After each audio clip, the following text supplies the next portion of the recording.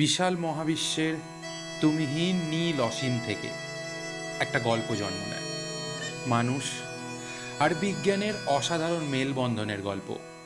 একজন প্রতিভাবান বাঙালি বিজ্ঞানীর গল্প, যিনি তার নিজের কৌতূহলকে অস্ত্র করে সভ্যতার সীমানা ছাড়িয়ে স্বপ্ন দেখতেন দূর নক্ষত্রলোকে।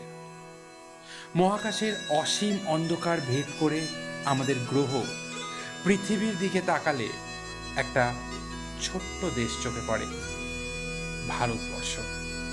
সংস্কৃতি, ইতিহাস আর বৈচিত্র্যে মোড়া এক বিস্ময়, আর তারই এক কোণে লুকিয়ে আছে একটা শান্ত পাহাড়ে ঘেরা শহর।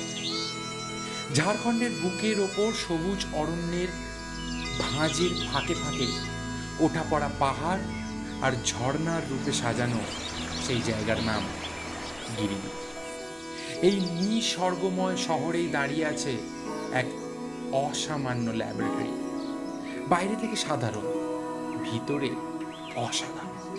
গিরিডির বুকে জলপ্রপাতের গর্জন, পাহাড়ের নীরবতা আর জঙ্গলের নিঃশ্বাসে লুকিয়ে আছে এমন কিছু গোপন পরীক্ষা যা পৃথিবীতে তো বটেই, সম্ভবত অন্য গ্রহেরও জানা নেই।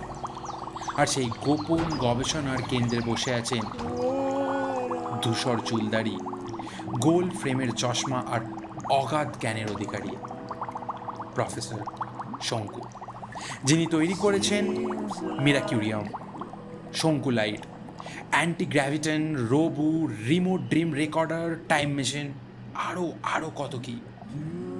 আর তার সহকারী প্রহ্লাদ, সরল, বিশ্বাসী আর মাঝে মাঝে ভয় পেয়ে যাওয়া এক বিশ্বস্ত সঙ্গী।